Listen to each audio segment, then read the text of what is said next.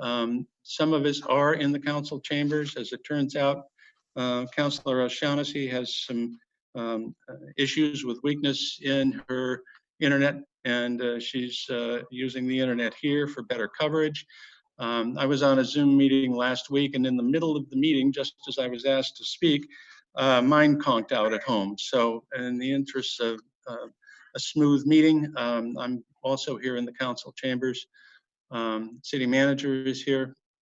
Kimmy Jackson, Helen Anderson, each of us is spaced between 8 and 12 to 14 feet apart, well beyond the legal spacing. So I want to welcome everybody. Before we start on the agenda, I was just handed an update that I think may be of importance to a number of you out there. Governor Kate Brown unveils a plan for lifting restrictions on hospitals starting next month. Governor Kate Brown announced about an hour and 45 minutes ago that she plans to lift restrictions on hospitals, allowing them to reopen for non-essential surgical procedures starting next month, as long as they reserve enough hospital beds and protective gear, gown, mask, gloves for a surge in coronaviruses. She indicates that hospitals must be able to accommodate an increase in both COVID-19 hospitalizations along with other post-surgery hospitalizations. Smaller hospitals like ours must have a 2-week supply on hand with a clear way to obtain more.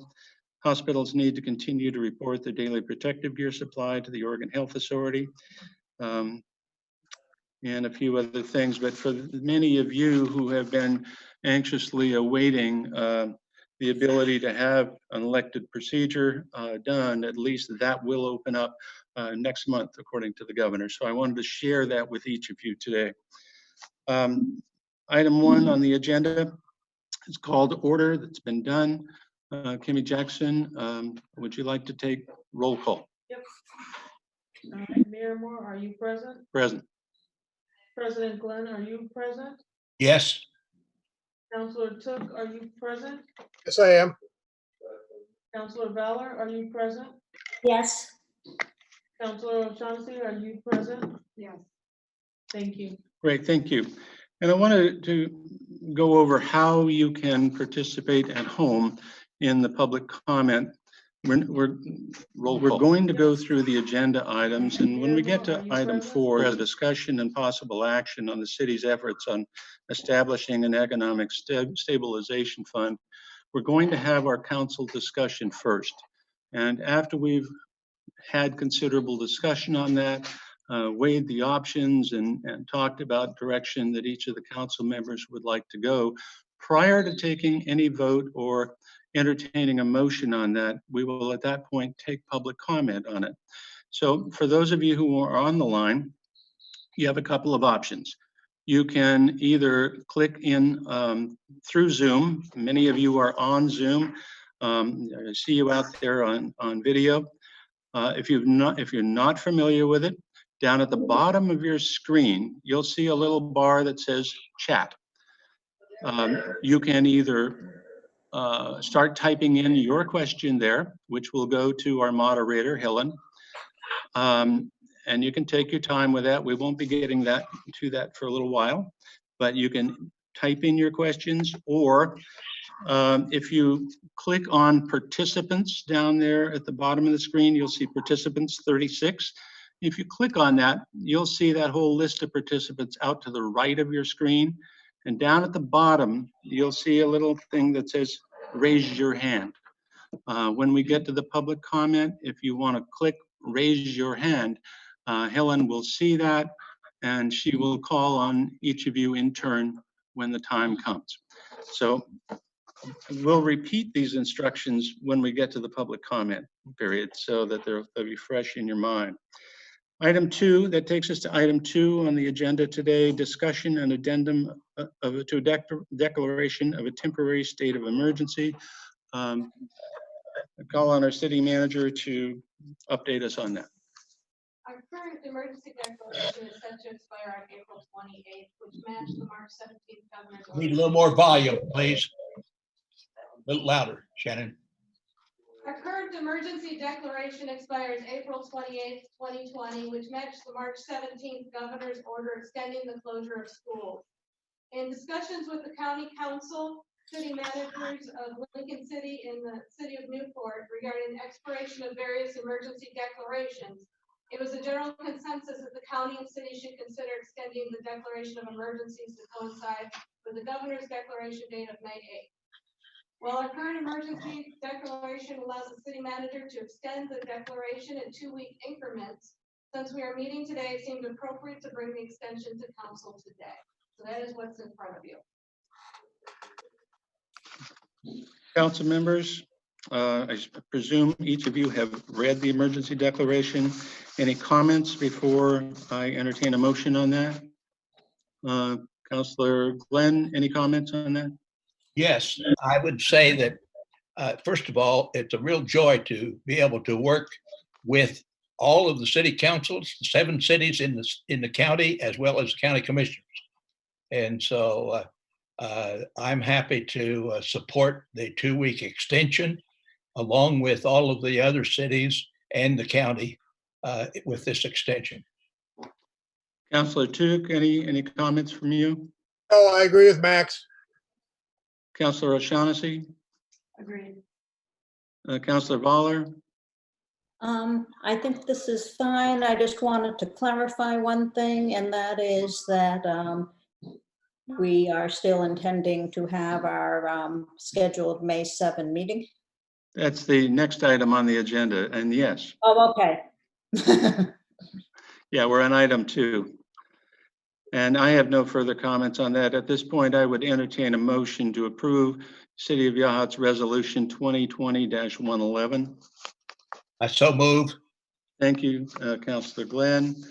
Those in favor, Kimmy, do you want to poll the members of the council at this point? Or would you like me to? We're voting. Oh, yes. Hang on 1 second. Yes. Mayor Moore? Aye. How do you vote? President Glenn, how do you vote? Aye. Councilor Took, how do you vote? Aye. Councilor Ballard, how do you vote? Aye. Councilor O'Shaughnessy, how do you vote? Aye. Passed unanimously. Thank you. Moving on to item 3, the discussion of the joint meeting Monday, April 27th, 2020 at 1:30 p.m. with the Board of Commissioners and the mayors, city councils, and city managers of all 7 Lincoln County cities regarding short-term rental prohibition. City manager, do you wish to comment on that? The emergency order that was enacted by the county and adopted by the cities in Lincoln County regarding limitations on transient room stays is set to expire on April 30th. Again, in discussions with county council and the managers of Lincoln City and Newport, it was suggested that a meeting be convened of the various governmental entities on April 27th at 1:30 p.m. to consider extending these provisions to a date that would correspond with the governor's current state of emergency order of May 8th, or if the governor has extended the emergency to another appropriate date. By convening the cities and counties from across Lincoln County together in a discussion on this matter, we can try to act uniformly on any extensions or modifications to these provisions. An agenda with call-in information has not yet been posted. Thank you. So members of the council, I trust you will each be present online or on the phone for that meeting on at 1:30 on the 27th. And that moves us to item 4, the discussion and possible action on the city's efforts on establishing an economic stabilization fund. In the board packet, you have a number of communications that we have received. There has been one new communication that's come in today. City manager, or who's going to read that? Gimme? Yep. Okay. Nathan Bernard, Yachats Brewing, submitted today. And it reads as follows. Is the council prepared to consider the furloughing of all city staff other than public works in a good faith effort to be part of helping the community that they serve? Furthermore, is the council ready to consider a permanent reduction in overall city administrative staff in order to better for the economy realties that will likely dramatically reduce the city's budget. Okay. Signed, Nathan Bernard. Okay, thank you for that input, Kimmy. We have received, all of us on the city council have received a significant number of communications over the last several weeks regarding a number of proposals. There was, the first one was a proposal to, regarding the food and beverage tax. We received another one after that, and we discussed at our last meeting the possibility of doing a short-term loan program to bail out our some of our businesses. I'd like to hear from each member of the council about your thoughts of all of the options that have been put before the council. I'd like to hear your candid thoughts on the direction that you would like to see the council proceed. And let's start with our council president, if I could, Council Max Glenn. Do you want to weigh in, Max? Yes, I'd be happy to.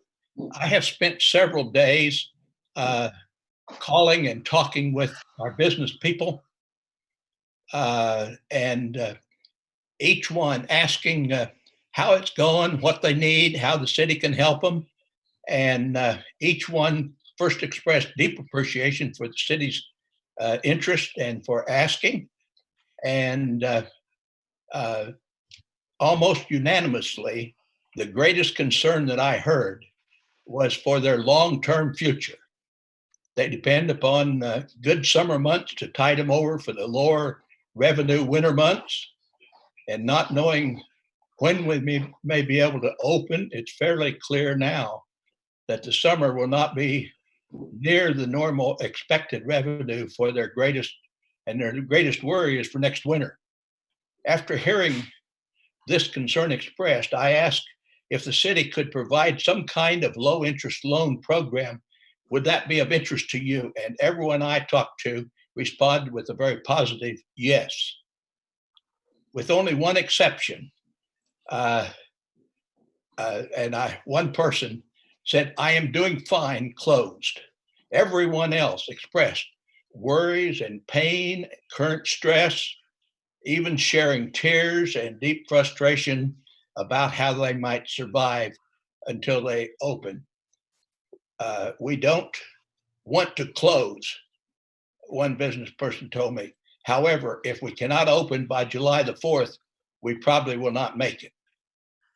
And so the overwhelming response that I received in personally talking with a number of business owners in the last several days, the long-term loan approach was something that seemed to be unanimous. So I believe the proposed loan program will provide a lifeline to our businesses.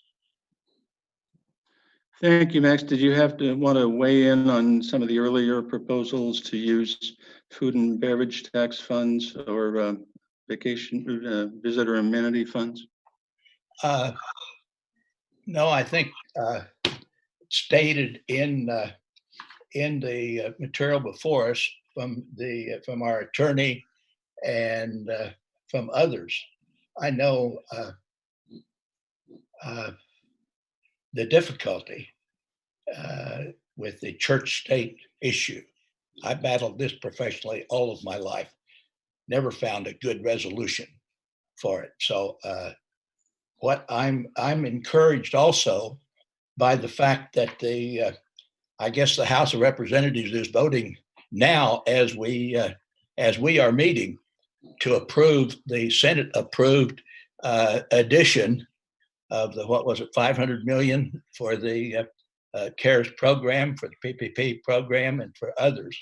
And so I'm hoping that this will provide funds, federal funds, that will be helpful to our businesses. I know several that are in the queue to be funded, and I've been in contact with Senator Merkley's office to encourage their follow-up on some that have come to my attention that have a number already but had not received the word. But one of our businesses that I talked with said that the day that the SBA ran out of money, he heard that announcement and he says, "Oh shit." And then his wife called him an hour later and said that money is in our bank account. So he felt lucky being the last person probably to get his funding. Thank you, Max. I appreciate that. Councillor Tuke, do you want to weigh in on your thoughts of all of the options presented thus far? Well, I want to make sure I understand all the options. We have the long-term loan approach option. We have the food and beverage tax options. We have the visitors amenity funds options. Those are the three I think we're talking about here as far as the city is concerned. I also would like to expound a little bit on thoughts I've had about how to help the individual businesses and make it not tapping into our tax revenues. That's more of a voluntary approach, a voluntary donation approach. And I'm going to be talking to Pastor Bob here shortly. It's my thoughts, and I've kind of expressed this to some other people, is that it seems to me that there is enough households in the city of Yachats that we could come up with a voluntary donation that would really help everybody out. If you had, say, 300 of our households donate $1,000 to Pastor Bob's fund, that would be $300,000. I plan to personally donate $2,000, and I'll be doing that here in the next day or so. I think that's a better way to do a private type thing through a donation thing, make it anonymous. Nobody has to say who they are. I'm not doing this for a tax deduction. I don't even file a long form. But I think that would be a real boost to the community and a real boost to the businesses, and would avoid having to go through jump through all sorts of hoops when you try to access tax revenues. Also, I think it's very important that we, in conjunction with the League of Oregon Cities, that we continue to ask the legislature to give us some leeway with the use of visitor amenities funds. I think it's critical at this time and to be able to access more of those funds to help local businesses. If we're talking about things that are used to promote tourism, if we don't have any restaurants and we don't have any other businesses here in town, then the tourism is going to be kind of a moot point.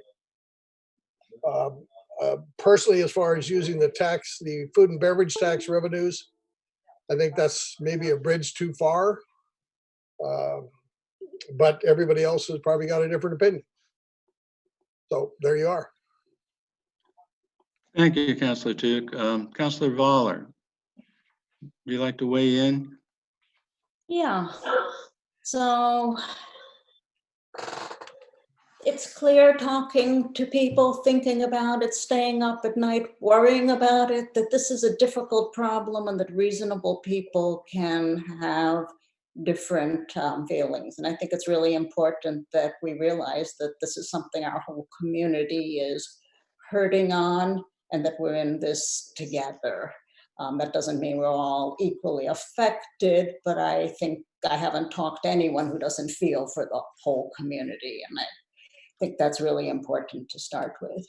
I want to thank the group that submitted the proposal with the food and beverage tax for pushing along the discussion and thinking. There was an element of that I really liked, and that was the fact that the amount of food and beverage revenue that had been submitted was an actual number that was easily calculated. That it wasn't a question of how much do we like to give to this one or that one and so on. It also recognized the extremely important role that our restaurants play in keeping our whole economy healthy. That said, I don't think that I am, having read our authorization for the food and beverage tax and what it's supposed to go to, I don't think that that is the source that we should be taking funds from. But I think that there are some excellent aspects of that proposal. And I think that in the long run, our restaurants are going to need some extra consideration. When it's time for them to reopen, and we're rooting for them all to reopen, they're going to need an infusion of cash in some cases in order to be able to buy the requisite food to open up, as well as any modifications they may need to have safe service and so on. So I think that's something that's part of what we're thinking of.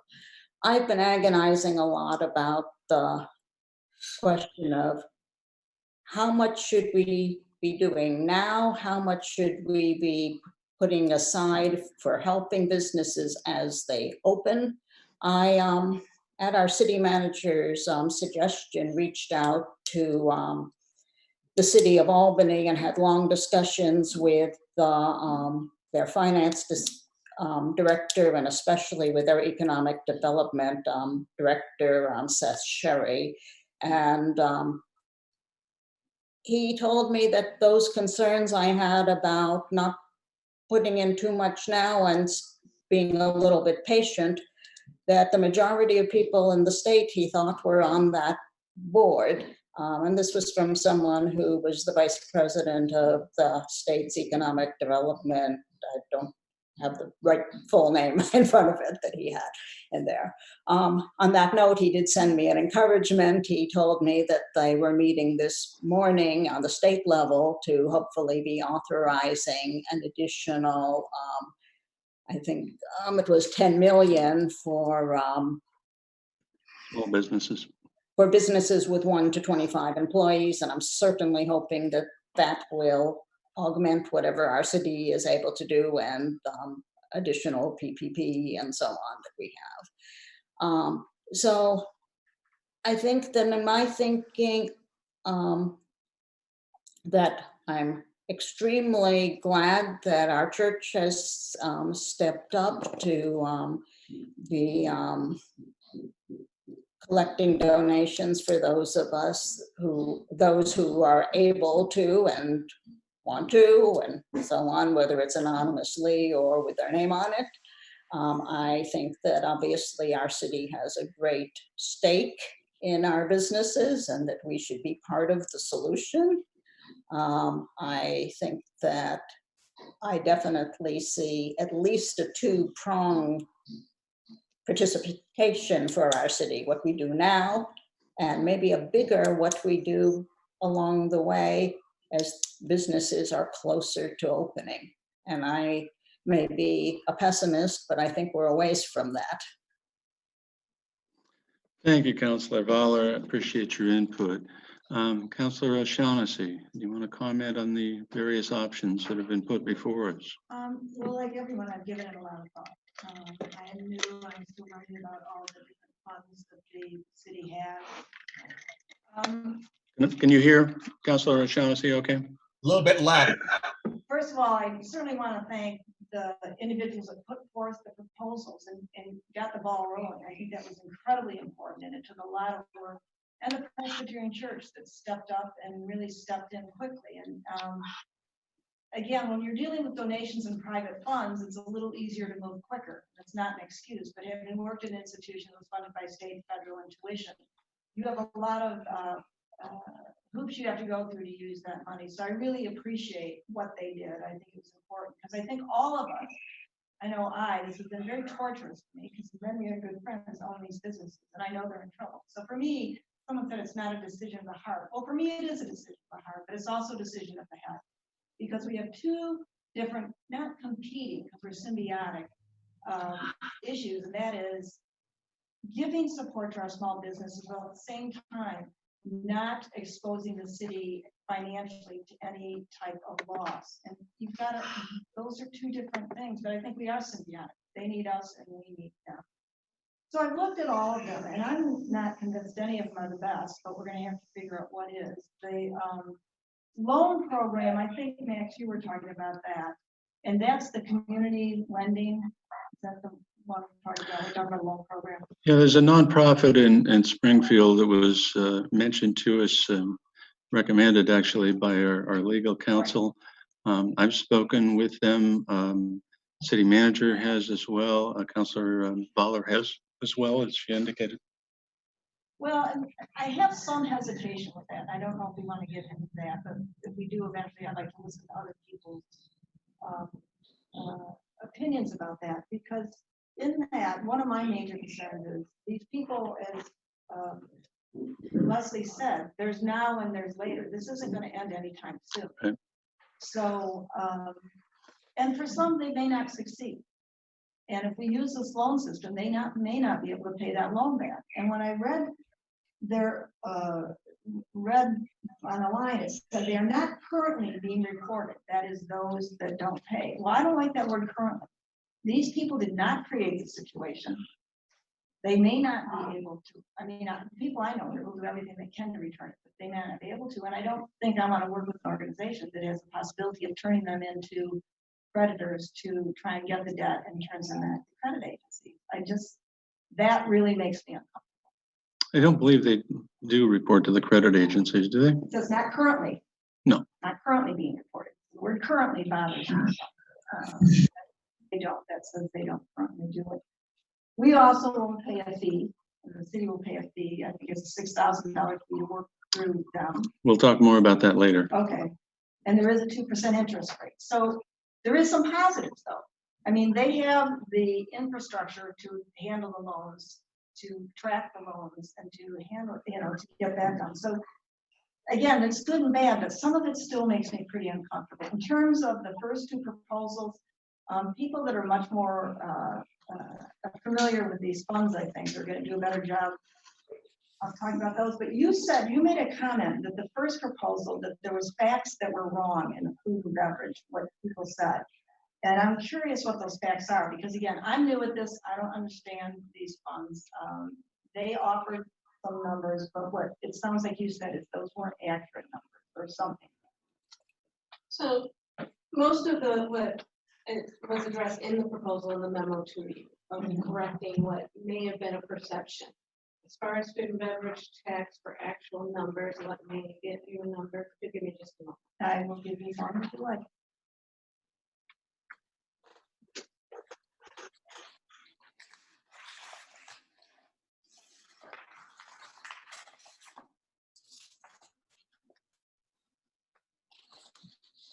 I probably would have had it ready for you.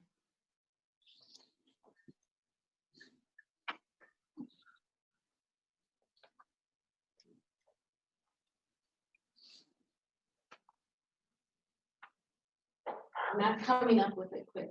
Well, what was the, I mean, where, if you can give a general idea, again, this is all new to me. Where was it that, I don't know that I need the specific numbers, but where is it that there was a disconnect? If you read through the lengthy memo that I the city did. manager sent out yesterday, you will notice some differences from the way it was originally presented Right. by the presenters. Therein lie the differences. And I did read that, but again, people learn differently. And I would just like an explanation. That's just what it is. So the way I read the memo is that there was a perception that there was a lot of reserves in there. Right. And there is some reserves, but with a projected significant decrease in food and beverage tax, we're going to start eating through those reserves very quickly in order to maintain our debt service. So the perception that may be out there that we don't need those reserves in order to protect our debt service, that is not accurate. We do need those reserves in order to be able to make sure that we make those payments on time. And we currently do not have relief for those payments. Go ahead. The other thing that is the refund of the tax, truly because the business collects it from their patrons. Correct. The refund, if it truly was a refund, would need to go back to the consumer, the patron who paid the tax. The city of Newport is exploring this with the urban renewal fund right now. And they too would have to refund the tax collected from the urban renewal agency to the people that it's collected from. And they're hoping to enter into an intergovernmental agreement to have those people then donate it to I a see. business Okay. relief Right, I fund. did read that. So that's how, it's not just a simple refunding Okay. of the tax. And I didn't get that, but an explanation makes it a little easier for me. So back to what do I think? I mean, I think we're all on the same page. We want to do all we can to save our businesses. I'm a little uncomfortable with the loan program, to be quite honest with you. I would think that, again, when it comes to the visitor amenity funds, there may be something we can work with there. In terms of, is there a way we can give a grant to our business? I mean, they need to market themselves just by being open. I mean, being open is part of the marketing as far as I see it, and we need them and they need us. Is there a way we can work with that fund that would meet the letter of the law and would provide some support for us? We can certainly use visitor amenity funds to assist in a marketing campaign when our businesses can indeed open up again. That's quite legitimate. And can we provide that those funds can be available to the individual businesses? Hmm. I'm just asking. I would refer you to legal counsel's answer. We have other reserves that would not have the restrictions on it that those funds do. To me, the question is for this body is not necessarily where we take the money from, but how much do we take and how do we use it to help our businesses? To me, that's the greater issue. Does that make sense? Well, it does make sense, but that's a different discussion, isn't it? You want to, how much we're going to use and where we're going to get the funds from. Is that what you just said to me? No, not exactly. Okay. I think the bigger issue is we know a lot of our businesses, all of our businesses are going to need some help. Absolutely. They've been able to obtain some from the funds that have been donated to the church. They've been able to get some through the PPP program, some through the EIDL and other sources. It's not enough to cover everybody's needs, obviously. So we are considering, or will consider, what options does the city have and what direction do we want to go? I don't think it's that critical for us to decide today where the funds come from. It's more important to decide what we want to do and to what dollar figure and how we wish to proceed. Does that sound reasonable? It does make sense, but we are talking about the loan program. I mean, that's one Sure. that has been mentioned many times. I'm uncomfortable with that program. I'm not saying it doesn't have an upside to it because it absolutely does. But if I remember our legal opinion, he said we either go with an outside entity or we can't go within the body of government. Two choices he gave us. One was the outside entity, one was we come up with a way, but we take staff time to do that. Sure. I mean, that's where they have the infrastructure that we Okay. don't. And we'll get deeper into that discussion in a little bit. Right now, I wanted to get everybody's overview. So your feeling about food and beverage tax was that we should probably not go that route? Probably not. Okay. Anything further? Okay. The four of you have already echoed a lot of what I would say. I want to add to a couple of things. Councillor Voller brought up the $10 million fund that the state was discussing at a meeting 10 o'clock this morning.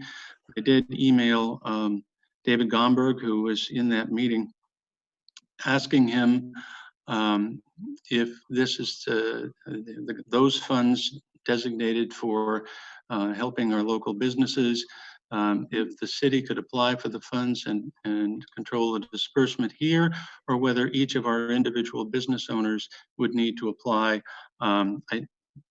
He's been in a meeting, I'm in a meeting, so I don't have an answer to that, but I have at least asked David that question, and I know David will get back to me. He has always been very, very responsive to me. I appreciate Councilor Glenn mentioning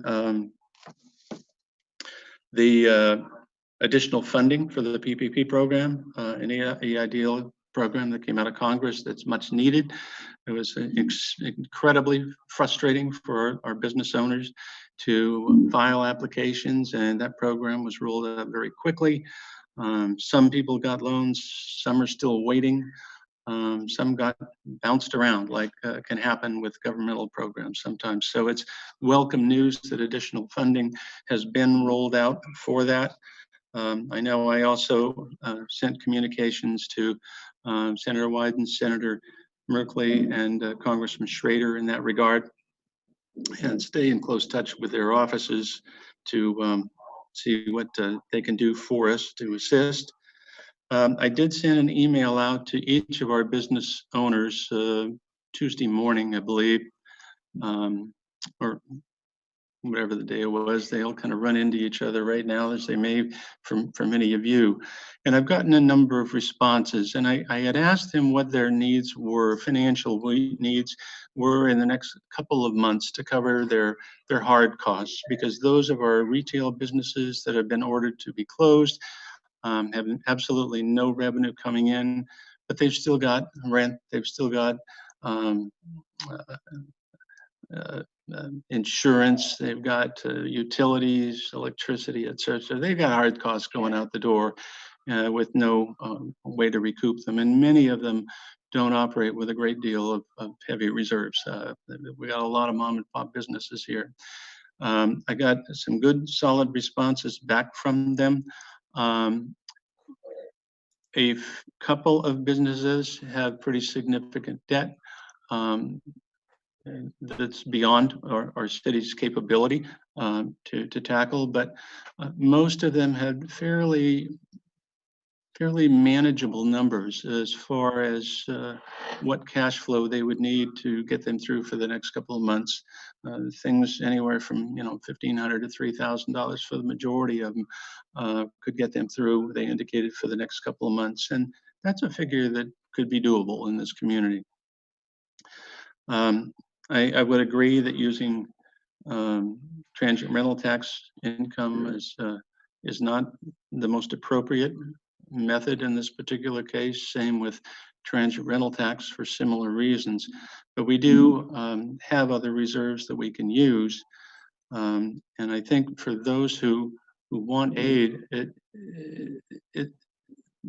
getting money, whether it's a gift or a loan, low interest loan from the city, is a lifeline that they don't have maybe access to right now. So the source of the funds is not going to matter to those as much as the dollars and the ability to get the money. We have been encouraged by some to simply grant funds to the Presbyterian Church to have them added to their grant fund that, as I understand it, based on Yachats News, has taken in around $60,000 in a very short period of time. They've dispersed $22,000 this month. That's fantastic, and I commend everybody involved, and including every single person and business in this community that has donated to that fund. Hallelujah, that you've done great. And since they've dispersed 22 of that, it sounds like they've got enough money to continue to do some very low-level donations to help our businesses in the next couple of months. And I thank you, Councilor Tuke, for your recommendation that we open up our checkbooks and add to that. Fabulous suggestion. So at this point, the previous discussion we had was whether or not we wish to use city funds to add to that pool, or do a low interest, no interest emergency loan program. We initially had a consensus of the council to go forward with doing it on our own. After that, two members of the council had expressed that they really would prefer more discussion at a meeting, which is why we're here today. And also after that meeting, our city council, or our legal counsel, had mentioned that, would probably be better off using a nonprofit to do that. And he referred us to Community Lending Group. Some background on that, they're a nonprofit that has done this for 2 or 3 other cities. Their normal program, they charge 2% interest. They normally do no payments for 6 months. Well, if we do that, the first payment would be due in December, and that's not a real good time for our local businesses. We're heading into the winter months, when the slow months. So I asked him if the start date for interest-only payments at first could be postponed until April 1st to give our businesses time to get through the winter and have some cash flow coming in the spring. And he indicated, yes, that's not a problem. Their normal structure would be no payments for, in this case, 9 or 10 months, interest only for, I think it was 1 to 6 months, and then equal payments thereafter on a loan term that can pretty much be controlled by the borrower, anywhere from 6 months to 48 months.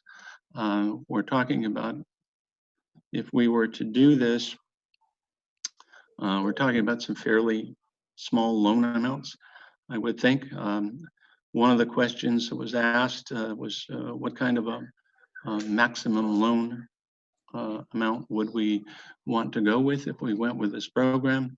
I threw out a figure of $5,000.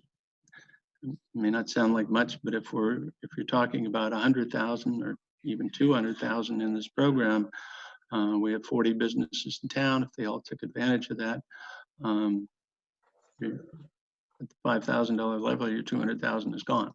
So, we may not want to go at the $200,000 level.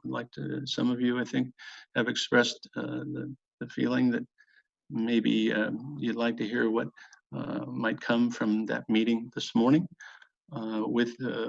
at the state level, to see what additional funding might be available, see how much additional funding might be coming in from the PPP program, and maybe a lower commitment to the loan program of $100,000 might be more prudent.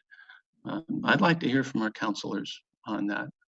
Have I left anything out? One other thing, the city did come out with when it comes to the food and beverage tax, to ease the cash flow burden on our restaurants, the city did offer our restaurants the option of not paying it all at once, but to deferring some of that and paying 25% in April, 25% in May, and then the balance of 50% in June. Kimmy, do you want to update us on the payments that you've received thus far in terms of who has taken advantage of the 25% and not specific businesses, but and how many of our businesses have paid out of what number, and then what options they've chosen? As of right now, I only have one person that is paying that first quarter portion of their taxes. The vacation rentals are paying them. None of them have indicated to me or sent in payments that would be structured that way. And then as far as the restaurants, the bigger businesses, most of them have filed. Some of them have paid the whole amount, and some of them, because we still have another couple weeks before the end of the month, haven't paid it all. So I haven't gotten anything that says, here's my number and I'm going to pay a quarter of it. I only see that you've actually put in the 3 quarters or the whole 3 months. So there's still some outstanding balances, but no one has reached out to me to say, hey, I'm going to send you a check for a quarter yet. Okay, thank you for that update. Yes. So I was looking back at the proposal of food and beverage tax. It says that it has a fund balance of $768,615. However, $100,000 of that is committed to the South Tank loan, and we have an intergovernmental agreement with our lending agency of Business Oregon where that has to stay with the South Tank or a loan of that sort. So like the IFA loan for the wastewater plant. It also says the sewer debt payment is $340,139. It's only the principal payment. It does not include the interest, and it does not include any of the fees. So that's where some Does that help? Yes. Good. So I'd like to hear from the council as to what direction you would like to proceed. Do you want to go? I know Councilor O'Shaughnessy, you've expressed you have some reservations on the interest loan program. And we pay 6%, the city pays 6% of that. Oh, about that, one other option that Councilor Voller mentioned to me that she learned about from Albany is that Albany had an arrangement with community lending so that they were only charged a 4% fee, and community lending then would collect the 2% interest. So the balance would end up being the same, but it's lower upfront cost to the lender. That was of interest. I asked Lynn from Community Lending this morning if that would be an option available to Yachats, and the answer is yes. So the So, loan- so our loans would be no interest loans then. Now, they would be 2% interest loans. None of that interest would flow to us. We'd only be Oh, I paying a see. 4% fee instead of a 6, but the interest on that would flow to community lending. Okay, I see. Can I interject something on this? So Certainly, in my certainly. in my discussion with this economic development director from the city of Albany, when I had asked them about whether there was room to negotiate about things, and they incidentally have an ongoing relationship with community lending. They've used them for a number of years for startups that do not qualify for loans from more conventional lenders due to having low amounts of personal assets that they could put up as some sort of a collateral. And so, I didn't know if they were an advantage one. But anyway, he described this, and now apparently our mayor has checked in that this is something that would be offered to us. It actually is a saving over the original 6% if any of the loans are defaulted on. Correct. And so, for instance, we certainly hope this wouldn't happen, but if half of them defaulted, it actually turns the 6% into 5%. So there is a little bit less, and of course, less upfront for our city. Right. Thank you. And one of the things, I've looked into this community lending pretty carefully myself. And one of the things that I was pleased to see in their fact sheet is that they work closely with a number of foundations in Oregon. And if we were to put up whatever the amount of money that we put up, as I understand it, if that money is all used, then they will go to some of their other funding sources and help replenish that fund, our fund. And so there would be an additional fundraising effort on our behalf that they would offer. That's just another part of their service. I was also very much impressed with the expertise that they bring and the technical assistance that they have available for for all of the businesses that do get loans. And so they follow up with each loan on a monthly basis, and they have technical assistance available also. So I think all of this is something that we as city and our staff do not have the expertise and the ability to provide to our businesses. And so if we can provide this in this other way, it extends the help that we can provide for our local businesses. Thank you for mentioning that, Max. I neglected to mention, it's my understanding that they do check in every month with each of the borrowers on that during the no payment period to check on them. How are things going? Maybe offer them whatever counseling they can. And that is an excellent part of the services that they do offer. So, And I've got them open. I'm looking, John, at the repayment schedule. The first month 1 to 6, all payments are deferred. Months 7 to 12, only interest payments, and then months 13 to 48, principal and interest payments are made. thank you. And as I mentioned earlier, that first 6-month period of no payments, they would easily modify that to April 1st without any problem. Right. So, So, pardon? yeah, this is Jim. Yes, Jim. I'm a little confused about the whole process here, so bring me up to date. With this community lending, would money be loaned to the city and administered by community lending? Is that what it is, or how does that work? The city would transfer whatever dollar amount we agreed to put into this loan program. We would transfer that to community lending. They would go out, solicit applications, and have their panel review that, set up the loans. They have a loan agreement that people sign.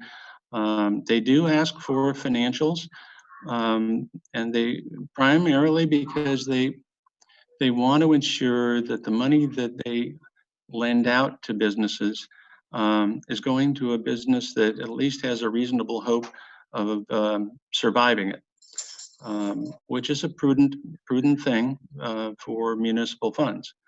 It should reduce somewhat the amount of loss that we are likely to take. Okay, so they would administer the funds for us. Yes, and they will also handle the collections at no additional expense. And if it turns out that other sources come through and people choose to use other sources rather than going through this loan program, and they don't use up all of the funds that we have allocated for that purpose, those funds get repaid back to the city. And so they're saying 6% want to charge us for this. Is that just a one-time fee, or is that? Yeah, they can you could either set it up where the city pays a 6% fee off the gross amount. So if we did say $100,000 in total commitment, they would charge the city $6,000 on that, and then the city would be receiving the 2% interest on that. Or we could reduce our upfront expense to 4% on that, and they would collect the 2% interest. From the borrowers. Okay, That so seems like a better option for me, but yeah, so this is kind of a roundabout way. We're saying basically that it would be difficult for the city to administer that on our own. That to use community lending would be hiring a contractor to do to administer that program. yes. Yeah, they've got they do this as a routine. They've got the legal documents already prepared. They'll handle the collections, lock, stock, and barrel. Okay. When, may I, Yes.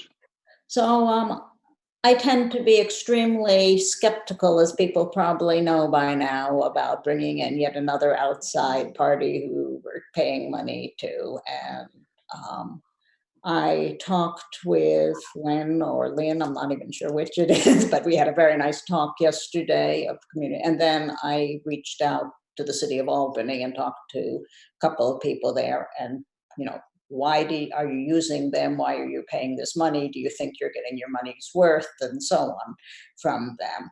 And in the case of the finance director, she said she likes being in control and having hands-on, and that's what you're giving up and somewhat.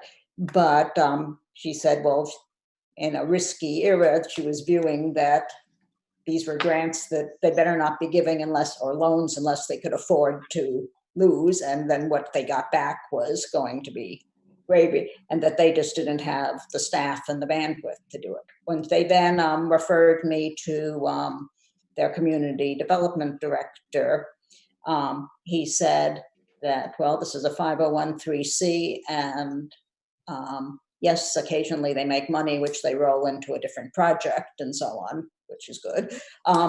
But that he didn't think that they could do it for what they were being charged in-house. And so not only did they not have someone on staff, so his opinion was that they were charging a fair fee for the services that were provided, or maybe a good fee for what it was. That's the only recommendation that we've had beyond our attorney, but it is one from someone who's been working with them for a while. Okay, thank you for that input.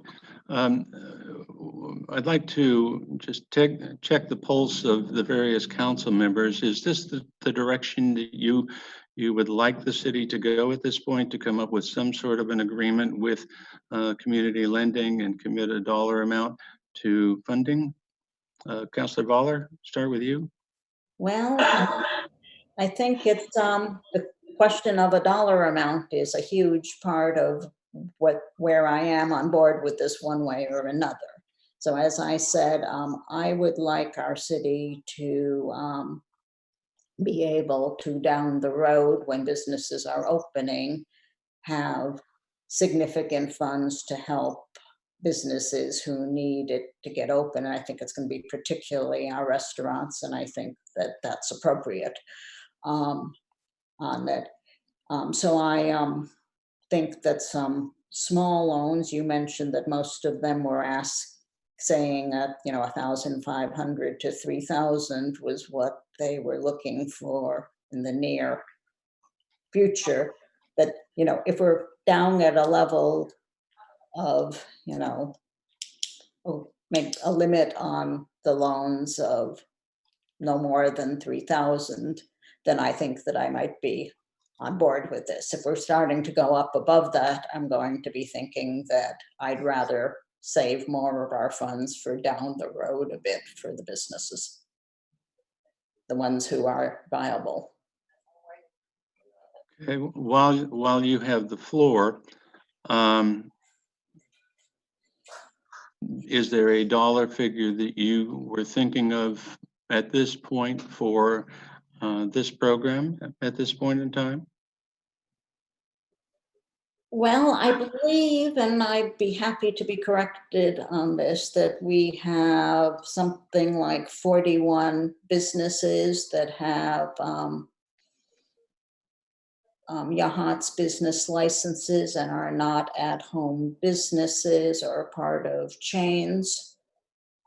About that. And so, okay, so if we're having a limit, if we were to say have no more than $100,000 total, then I would think that we should be putting a limit on it of no more than 3,000. We could put 3,000, and then hopefully they're not all asking for that, because if they are, they're not all going to quite get what they're wanting. Right. But that sounds like that would be something that you would be comfortable with. Comfort isn't my criterion right here. We're in risky times. Doing nothing is risky. Yep.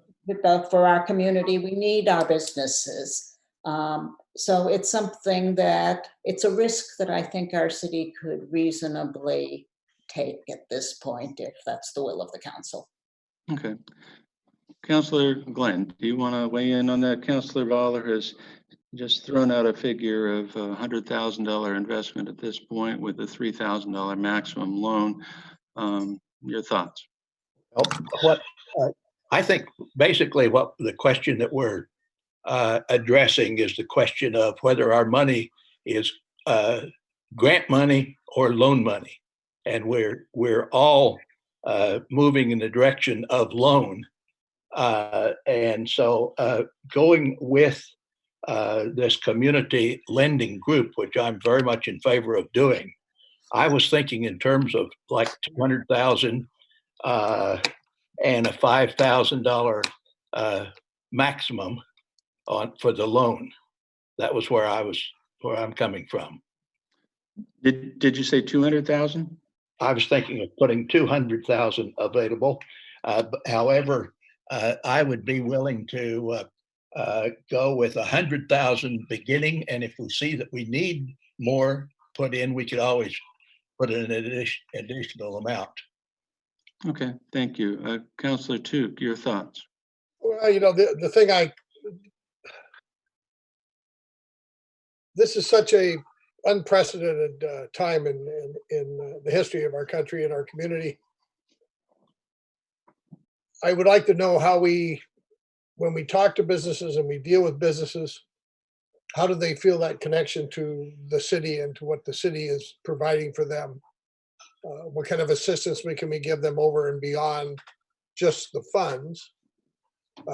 Would we be able to help them with the application process on some level? I know a lot of people struggle with that. My brother is in the restaurant business in California, and fortunately, he got money through the CARES program. What is it called? The PPP program. Mhm. He was on it very fast. Dealt with Umpqua Bank there in California. They were his bank, and they helped him with his application. And of course, years ago, when I was his partner, we had got a small business administration loan to purchase our property. So we had some experience with that, but it was such an amazing.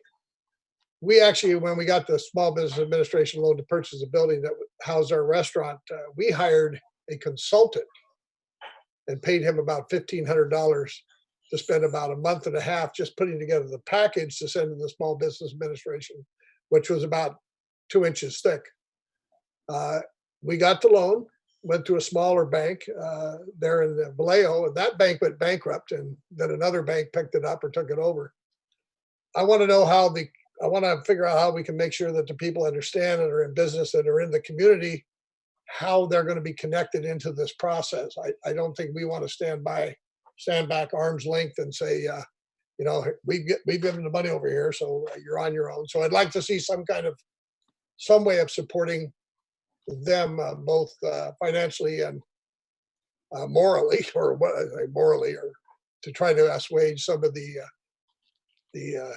anxiety that they're facing right now. It's very tough, very, very tough. My brother, he talks about, I've got this money, but they may tell me in 3 months that I can open up, or 2 months that I can open up. He said, that doesn't mean I'm going to open up. He's got a restaurant that seats 150 people with 50 employees, 100 people outside, $3 million a year in sales. If they say, well, you can open up, but you're going to have to give up 50% of your seating capacity, he says, even that, what is, I know I'm getting a little far afield here, but what is, regardless when the state decides to let things happen, is the public going to respond? That for me is the bigger question long term. Is the public saying, okay, it's safe to go back? Absent a vaccine, absence of guarantees, all this other stuff. So this is all up in the air. This is new territory we're trying to deal with. I think really what the community would like to see from the city council and the city, not just something for nothing and not give them everything, but some kind of feeling that we're in the battle with them. I'm not saying we're not. I'm just saying I want to make sure that that's part of this whole program. As far as 100,000 or 200,000, I would be willing to support either one of those. But again, if you go through a community lending, then it's kind of like going, in their mind, it's like going to another bank, I would suppose, but how they're going to view that. So maybe that's not a discussion we should be having right now. Maybe this is all just extemporaneous. It doesn't mean anything, but these are some of the concerns I have. But something is better than nothing. We have to do something. And so if this is the only thing that's viable, then I think we should go ahead, but don't lose track of the fact that we have to let people know that we're on board and we're with them, trying the best we can. Thank you, Jim. Councillor O'Shaughnessy. I would mirror what was just said. My concern when I read this, the application is a little daunting, especially with people that have already been through the gauntlet of the federal program. That again, I think the banks got the directions 12 hours before they pulled the switch. They didn't know what they were doing. They ran out of money. I mean, they really have been through it. And as I looked at the application, for instance, 2019 interim financial statements. People, some of the businesses I talked to, they're still working on those. The January 2020 30-day interim financials. I don't know what that's going to mean to them because that's very different on the coast than it is in Albany. I mean, we have a very unique niche here. I mean, we've got our good months and we have our not so good months. But I don't want them to think we just sent them to a website that they could have done on their own. I would agree. I think we need to have some personal commitment to work with them, to help them. They talk about summary of changes to business plan, relaunch program. I mean, people can't. Well, What I was saying is, I would agree that we need to, I don't want to, I think it was said correctly, we don't want to think we just sent them to a website, like we're done, we gave them the money and here it is, go to this website, do everything you're supposed to. That seems wrong to me. These people have already worked very hard to get money from a lot of sources. And I want to be there enough to provide the support. This company has the infrastructure to do what we don't.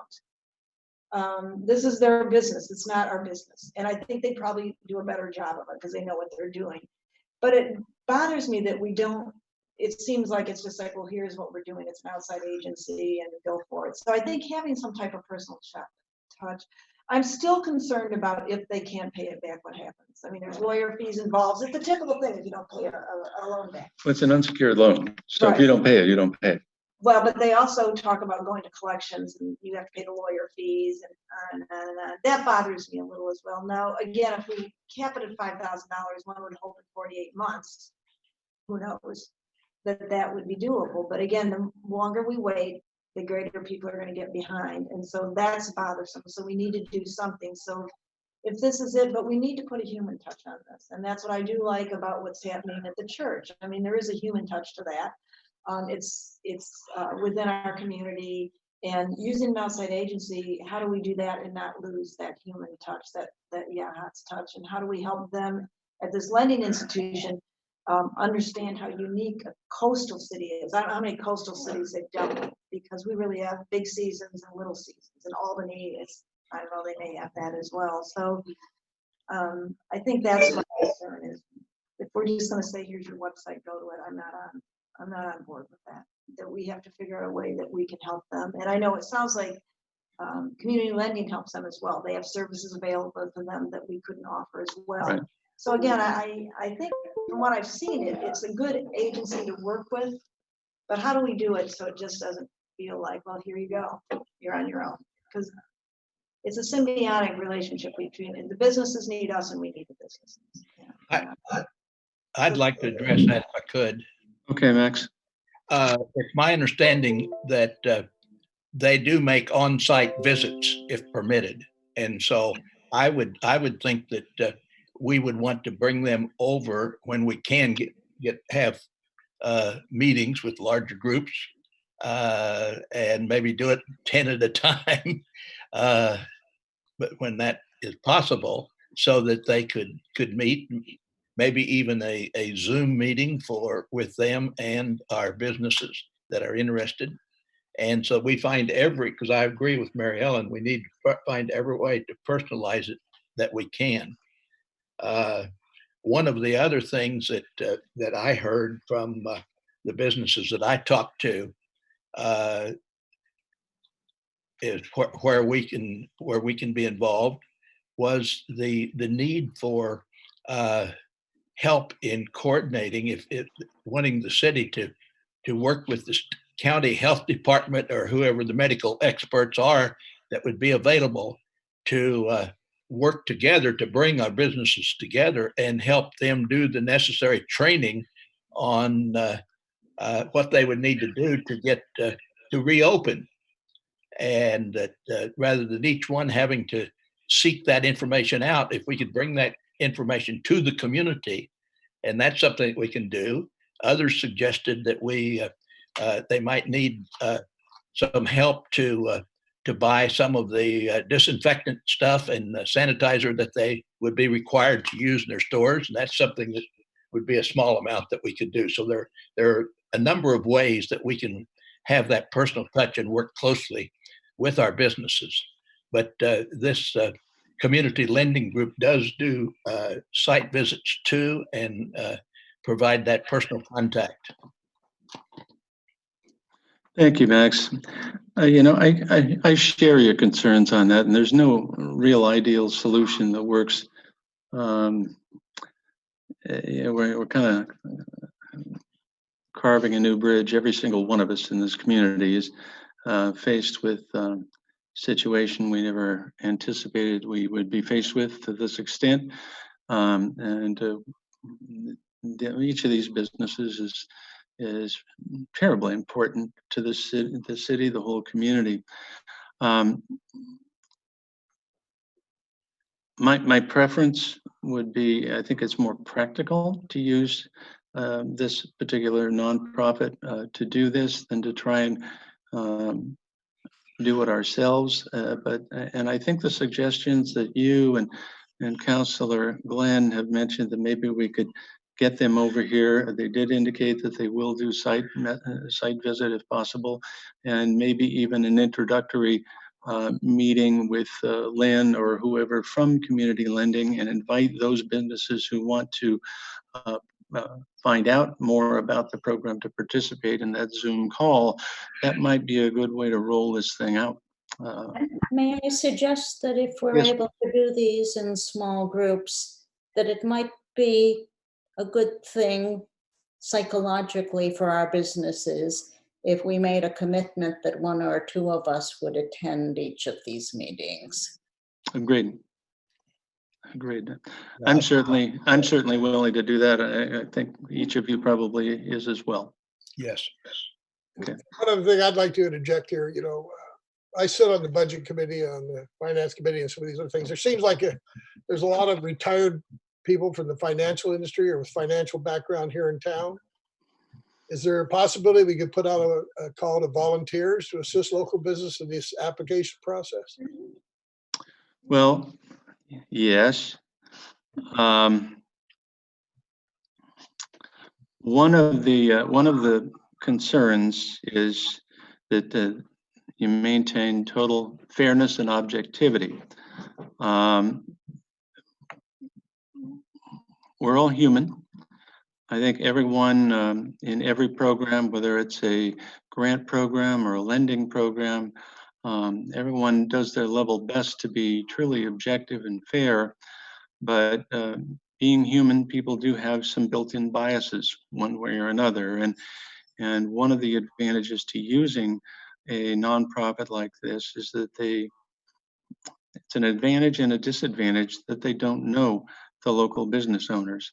The advantage is that they are truly fair and objective. They're looking at the applications as they come in total, and they look at the needs expressed in the application, and they make their decision based on the best choice. Our businesses have a number of options locally.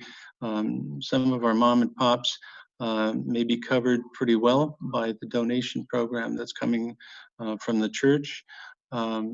Some may need or want this program. I think by having both of those options open provides better options really for all the people in all of our business community. I'll also interject if I might. Yes. The website that's Oregon Coast Community College, the SBDC, Small Business Development Corporation. Yes. Have any of you looked at that website? Yes, I have, and I've been in contact with their counselors and been working with them on that small business. Okay, but are the small business people aware of it? Are they responding to them? That's basically what it's addressed to. Like, I think they're saying if you're a small business and you need our assistance, we're here. It's free of charge. Yep. We're local, and we'd love to hear from you. So I don't know how many of our local businesses have done that. And one other question, and then I'll move on or let you move on. I haven't seen any input from any of our hotels or motels. Have we heard anything from any of them? They're all shut down also, right? Haven't, but I see a hotel owner on the line. I have a feeling he may want to comment later. Okay. And city manager had her hand up a little bit ago. I was wondering if Councilor Took was asking about volunteers to help our businesses fill out the application for the community lending, not necessarily review application. Was that what you were asking, Jim? Yeah, I mean, something like that. Yeah, if Sure. we have people here, not to go and work with the community lending, but to assist local businesses that are scratching their head and trying to figure out how to get this process completed in a timely manner, and also make sure they, dot the i's and cross the t's and complete their application to community lending. If they need assistance, that we would reach out to people in the community that have a background in finance and accounting and finance that might help them out. Absolutely.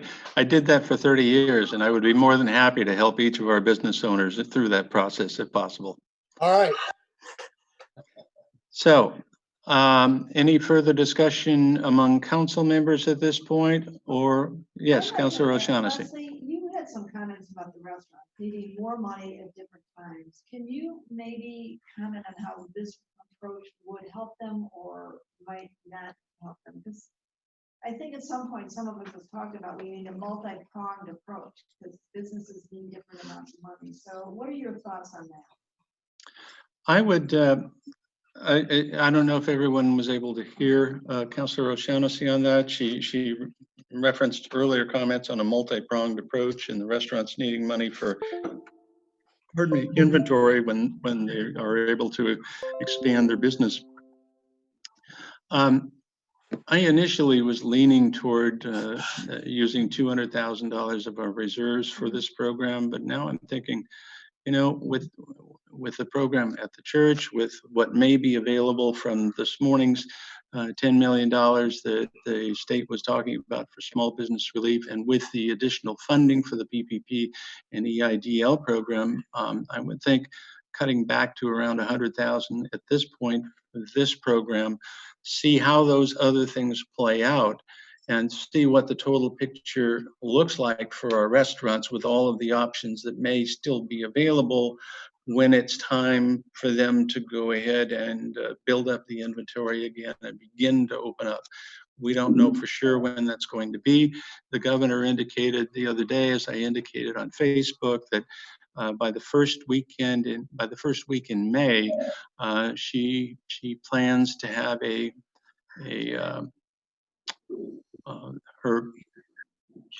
have her tentative rollout in place, not necessarily the date for opening, but the initially, I think in phase one, and she's already taken care of the first part. Hospitals are already going to open next week for elective surgery. She indicated that dentist's office would be available in that phase one, that barbers, hairstylists, which many of you are probably in need of at this point, would be in phase one. Also, other personal service such as massage, tattoo parlors would be in phase one, and some retail details to follow. So we'll have a better idea of time frame. A lot of it's going to be virus driven, and that means they've got to have X number of days with declining instances of the virus, et cetera. So I think, and my thought was, if we do 100,000 now, and we'll consider that we may need to add more to this kitty when it comes time a little later, we'll have those funds that we can do later on. But this will at least get people through the next couple of months, or at least help in that regard. Leslie, do you have anything to add? So I was given an estimate this morning by someone who's worked from Albany, not that everything should come from Albany, that we should be thinking they might need $5,000 to $10,000 in inventory to get back opening. Perhaps, Jim, having been in the restaurant business, whether that is about the right ballpark. In addition, I figure that there are going to be some modifications that some businesses need to make in order to enforce appropriate social distancing or other guidelines. So it seems to me that having another 100,000 reserved ready for that time, that the city feels still being responsible to the needs to maintain our water and sewer and other infrastructure at a time when the city has questionable and certainly reduced revenue is, prudent. If we put it all in now and the businesses, are making it, but then they can't open up because they don't have enough money and other things have dried up, that doesn't seem like we've done what we need to do for our businesses and our community. Thank you. Any other comments in the discussion before we open it up for public comment? Well, I'll have some comments at the end, but I'll wait. Okay. Anything further from you, Councillor Glenn? No, I don't believe so. Councillor Ballard? Oh, just that I'm really interested in hearing what everyone here has to say. Sure. And Councillor O'Shaughnessy, anything further? No. Then let's open it up. How many comments in the chat? We've got 4 or 5 comments in the chat and we have 2 hands raised. Okay. Can I And- start with the reading comments? Yeah, why don't you start with the comments in the chat? Okay. One comment is Albany, Oregon, population 54,453. Yachats, Oregon, population 773, in terms of needs for someone to manage the loans. There was a comment that says, could 50,000 to 100,000 be used as seed money to establish a program that would train and educate the citizens and businesses of Yachats on how to establish resilient systems that support the community's long-term ability to thrive? Maybe in the 501 building. Then there's a question of the Yachats Brewing. Nobody has contacted anyone from Yachats Brewing for input. I did send an email to their manager. There's lots of stuff about what people aren't seeing and stuff. What is the city of Yachats actually able to do itself if we hire contractors to do everything from goal setting to budgeting to administrating loans? Is this all one question? These are, I'm just scrolling through. So those are the written comments. Do you want me to open to spoken comments? Yeah, I think you can at this point. Just as a cautionary thing, we've got 39 participants on the line. If you all take 5 minutes on this, we're going to be here for quite a while, but please, and my Zoom just did something strange. All right. Let's see. First, Okay, I'm back. ready? Yep. Okay. I want to note that I see a hand raised by Paul Thompson, but you're not connected to sound, so you need to connect your audio to Zoom, and then you'll be able to speak. Can you unmute Paul? No, because he's not connected Oh, by okay. sound. He's just wait, there he is. I see him. Now you can all right. So I'm unmuting Paul Thompson. Let me see. Hold on. Oh, You're not unmuted yet. I'm clicking it. Hang on.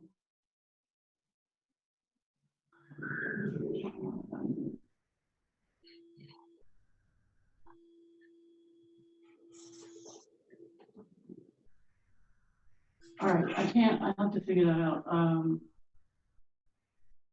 We also have Nathan Bernard had his hand up. So Nathan, can you talk? Yeah, if you can hear me all right. Yes, we can.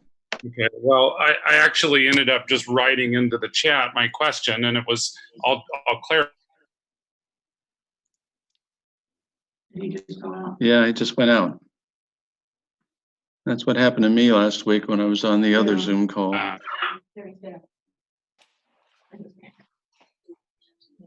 Did you hear any of that? No, you cut out there, Nathan. Okay, I'll try that again. Okay. Max had said earlier that he had spoken to many, or a number, I think it's what he said, a number of local businesses and talked about majorities of business sentiment. But we never heard from Max, and no one here at Yachats Brewing did. So I wonder how his gauge of public sentiment was, and who he actually spoke to, if it wasn't us as one of them. You were on the list, and I got a no answer from that call. Got it. You mean it just rang and nobody answered? Right. Because that's how our phones work, is they just ring and there's no answer or message. So I assumed that since you got an email from both Shannon and John, that you had a way to respond. So I didn't follow up.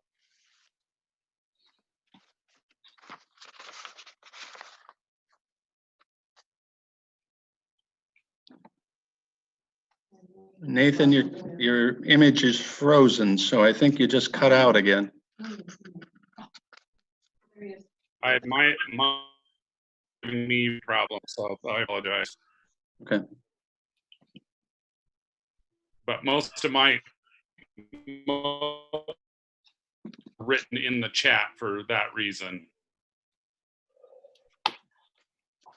I think it best to go back to the chat because you're frozen again, so it keeps cutting in and out. So if it's okay with you, just put your comment back in the chat. We'll get back to that. Great. Helen, who's next? I'm still, for some reason, Paul Thompson is not unmuting. Okay, and you need to mute Nathan again Yeah. while you unmute whoever's next. Would Helen refresh mine? I've lost the screen. I don't have anything to do with that. I'm just in. Okay, no problem. Go ahead. I'm listening. That's your internet. We don't have anybody else with a raised hand. Put out see if anybody else wants to speak. Oh, yeah. Now, so at this point, if you want to raise your hand here, Or write a question. if you click on, if those of you on screen, down at the bottom of the screen, you'll see participants 38. If you click on that, it'll pop up and you'll see at the bottom of that screen that pops up, raise hand. So if you just click on raise hand, Helen will see that you are electronically raising your hand and wish to speak, and she will bring you in. I can see Paul and I can see Joanne and I can see, I believe, from the overleaf, but apparently we can't get any audio on it. Is that correct? Well, everybody out there is muted until Helen unmutes them. So that's why we're calling on everybody to raise their hand electronically, indicating they wish to speak. Send a chat message saying, I want to speak. Or send a chat that says, I want to speak. That we can bring up. And you just, the chat's right down there at the bottom of the screen. You just type in and say you want to speak, and Helen will bring you up.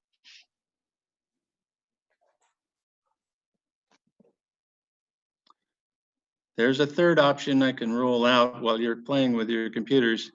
I can see all of you who have your camera on. If you wish to speak, you could do this, and I will call on you if I could see you. Can you see Paul? Can you see Paul there, John? Yeah, I can see Paul. He's on the phone. Yeah, but for a second there, everybody see they're all showing muted on my computer. They're all showing a microphone with a red line through it. That means they're muted. Okay, hold on. We're the only ones, those of us here. Okay, Drew Roslin's on. Drew Roslin is now on. Okay, we got it. Well, since I've been acknowledged a couple times being on this, I thought I'd say something. I'll be pretty brief, but the restaurants are obviously very critical to us in our operations, and we work very symbiotically together. When my father bought the Fireside Motel 40 years ago, he and his partners committed to keeping cash around for an emergency. I always kind of thought the emergency would come from the ocean, but didn't have any idea that it might come from here or from this situation. But so, you know, we're not liking this. This is painful for us, but, and we've probably, between my two hotels, we've used probably $250,000 so far of retained earnings from the partners in supporting staff that we still have, paying mortgages, paying utilities and so on, and that will continue. Obviously, it's going to be a lot less than that going forward because we can't maintain that sort of cash outflow for a long time. But we're okay, and the amounts of monies that we're talking here to go to each business is not really relevant to us. That would give us about a day's worth of support. So we're not going to be ones that are going to apply for this. But it is very critical to support those small businesses. If you can find a way of doing it, I support that. Would like to see, hopefully, it all get paid back. I know one thing that's going to be critical. I'm on the board of the Oregon Coast Visitors Association, the DMO, the Destination Marketing Organization for the coast, and everyone out there is, say, including us, is reserving money right now to hit marketing hard as soon as that light at the end of the tunnel opens up. And so to the extent that Yachats can help with that, that would be great. I know we're pinching pennies right now, and the amount of TRT and restaurant tax is going to be minimal this year, or a lot less than last year anyway. But I know that all the other RDMOs and DMOs and so on, the chambers and so on of all the other towns are getting that money all geared to marketing hard, and so are we. I know we and the Adobe are all planning to do that too, and we're saving money to do that. So other than that, I really don't have anything to add, but thanks for having this. This is a great way to have city council. It makes it easier for those of you who are not in the city limits at the time, doesn't it, to attend? Thank you for your comments, Drew. Okay, Paul should be able to speak. Okay, Paul. Yes, you're unmuted. Can you hear me? Yes, we can. Thank you, Paul. Go ahead. Yeah. Anyway, what I was raising my hand about earlier was the technical issues I was having with the whole system. But I would like to just say one thing after what Jim Took said. My wife and I are willing to give to what he was talking about to the tune of $2,000 also, and to help to maintain our restaurants. I think down the road, more I've thought about it, I would rather not see them not see us rob Peter to pay Paul, and that's not me. But I think because down the road that may cause us more problems than it's worth, since we don't know what's going to happen with the reopening. So I would prefer giving the private donation myself, along with Jim and hopefully others. But I think we have, and if we're going to do that kind of thing, I think we ought to contact all the property owners in Yachats and recommend something along that lines, $1,000 or something, just as a recommendation to give to the businesses, because we need the businesses. If businesses are gone, then we're not going to have anybody staying in the hotels or vacation rentals, that kind of thing. So that's all I wanted to say. And Helen knows about the technical things I was talking about. So nothing else to say. Thank you. Thank you, Paul. Anyone else on Yes, the? we have a question from Nathan Bernard that he's asking for the council to respond to the letter he sent in, which I believe is what Timmy read at the beginning. Sure. Response from council to that about furloughs and city staff. You want to read that again? Sure. It was an hour and 40 minutes ago. So.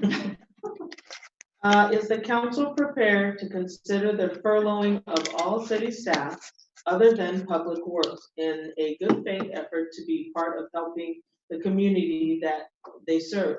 Furthermore, is the council ready to consider a permanent reduction in overall city's administrative staff in order to better for the economic realities that will likely dramatically reduce the city's budget. Before I ask the individual counselors, would the city manager like to weigh in on that particular question? Furloughs are something that many cities are considering. We hope to avoid furloughs or laying off of any employees. We want to make sure that our local people are also still employed. Okay. And we don't have an abundance of staff in the city, as I think everyone knows. But as to Nathan's question, is the city considering furloughs of staff? I'd like to ask each individual counselor. Counselor Glenn, we'll start with you. That's a question that I have never considered. I mean, never even entered my mind, because I'm seeing the daily and hourly response of our current staff. And so I don't know how the city would function without that. So I think we've got a very minimum staff now, and I think we need to be supportive to those staff in every way possible. So I would not consider a layoff. Thank you, Councilor Glenn. Councilor Tu? Well, I think we all understand. The longer this drags out, the tougher it's going to be on everybody. But the last thing that I would support would be furloughing of staff. We'd have to cut everything else before. Okay. Councilor Voller, your thoughts? I think that at a time like this, you have to consider how to make your budget lean. I've had discussions with our city manager on this. We haven't talked about furloughs, but it's certainly in the everything is on the table. Of course, it has to be on the table. If we don't want it, I don't see it immediately. We're coming up on a new budget year, and so of course we're be getting numbers and considering what we need to do. Number one we need to do in this town is to keep our water and sewer to go ongoing and safe. And so if we get to a point that requires cutting staff, then I will consider it. It's not what I want to do. Thank you. Councilor O'Shaughnessy? Well, I would agree. We have a fairly skeleton staff here to do a lot of work, but indeed, it just depends on what plays out in the future. None of us can predict. I do think people will start coming to the coast. I'm trying to be an optimist about this. I think the more positive energy we get out there, people will come. Now, will they spend money? I don't know, but I think they will come because they want to be at the coast. I mean, what draws them here is the beauty of this place. That's the bottom line. And all we need to do is try and accommodate and give them, good restaurants and shops to shop in. And again, it's a terrific community. And I want to go back to what Drew said. I do think the city needs to look at a marketing plan. I do. I think that was an excellent. Yes, but that's not Nathan's question. No, I know, but I'm saying, to get that in, I think it's good, but we got to do all we can to get people here, which is going to help everybody, which means we may not have to lay people off. See, I got it. To go back to the question. But sure. I think it's true. I think that everything's on the table, but again, from what I see here, people are doing all they can do to. Yeah. And a marketing plan, when it's safe and appropriate to do so, is one of my priorities for the next budget cycle. Yeah. So, and I would concur. Now is not the time to consider any layoffs of staff. I mean, Public Works, it's already been acknowledged that we need, if we have a water leak, we need somebody to take care of that. They need to do that. Payments come in for water, wastewater. Kimmy's got to process those. The answer would be not at this time, Nathan. So next question. There's a follow-up about even the mall.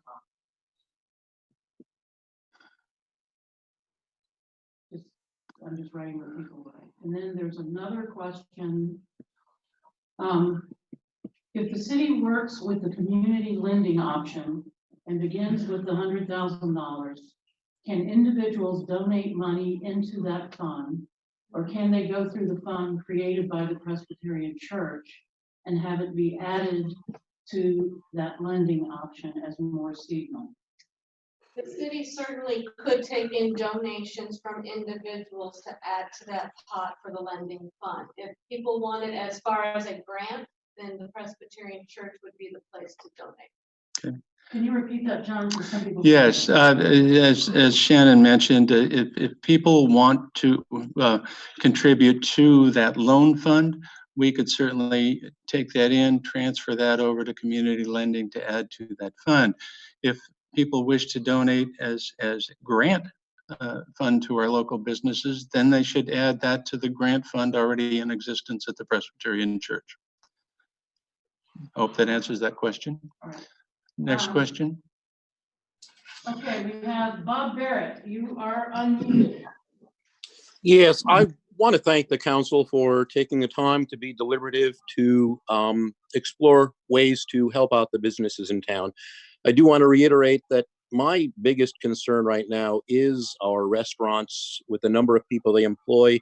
To have that, a couple of restaurants closing would have a tremendous impact in job loss and the problems that that would cause, and also the loss of revenue generated through their food and beverage taxes. So I think that we do have to have a plan to help them with the higher costs of restarting and their higher monthly costs. A lot of our smaller businesses, when this is over, they'll turn around the open sign, turn their light on, and they'll be in business. They don't have those costs associated with that.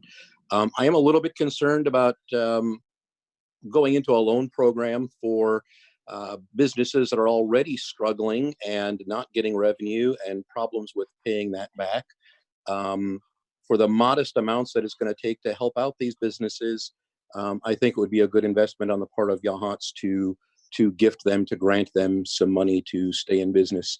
But that's neither here nor there. I think you're going to go ahead and vote on approving the loan process, and it is something that they can take advantage of.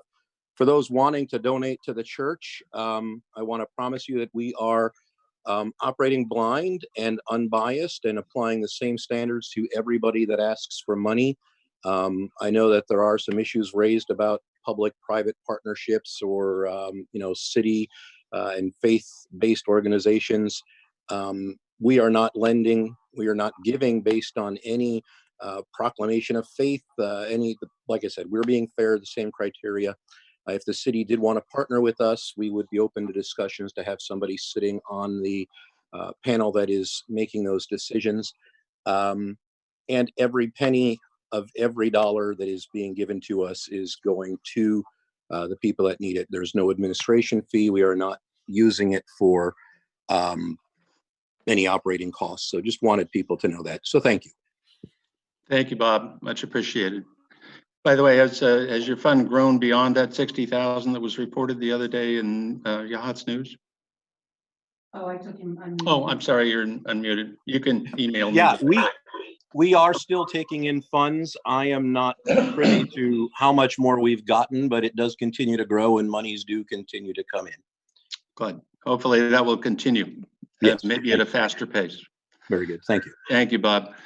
Any other comments? Nan Scott. Nan Scott. Yes. Can you hear me? Yes, we can. Okay. I just wanted to follow up with what Bob had said and assure any individual who wishes to donate to the Small Business Help Relief Fund that the church has set up, that every single penny goes into that. It is the money that comes in is set up in a separate fund that is isolated from anything else. It's a restricted fund that can only be used for that. So I just wanted to make that assurance to people. I know that because I'm the treasurer of the church. So thank you.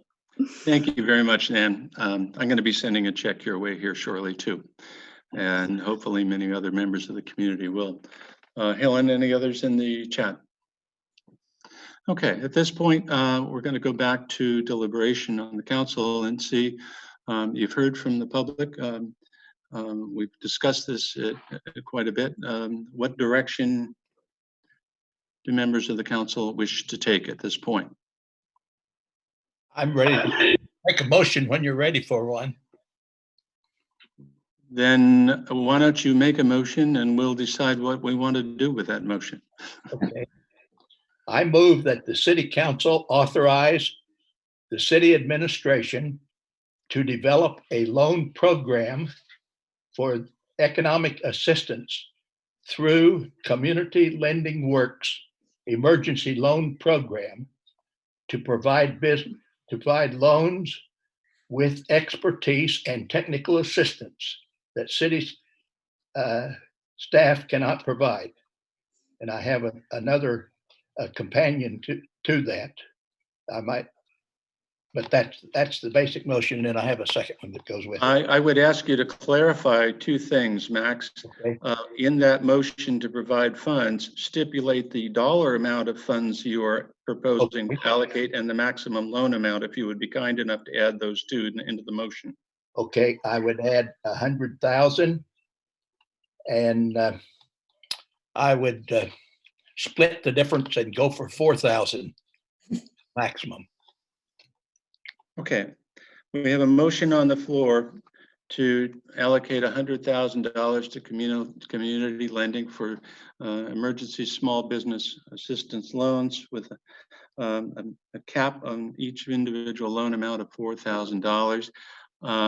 Max, you proposed that, so we've heard from you, Councillor Tuke. Your thoughts? I think that sounds good as an opening discussion, understanding that that may need to be modified in the future as things go forward. I only had one question. Well, we're talking about the motion, so we'll talk about the other question later. Okay. Your question doesn't pertain to the motion? Well, I'm just seeing other people on the pictures up there. I don't know if they wanted to talk or they're just observing. Okay. Councillor Voller. So I just wanted one clarification on the motion.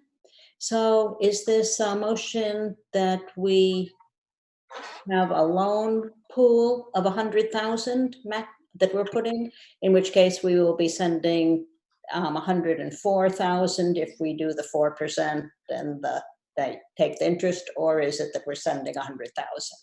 It's just, we should specify one way or another which we're doing. Thank you.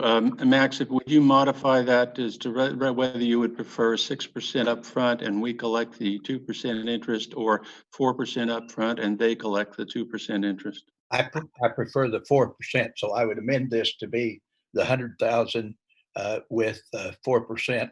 And I'm open. You want to add the 4,000 to the 100,000? That's okay with me. I hadn't thought of that. Okay. Does that answer your question, Councillor Voller? Uh-huh. Okay.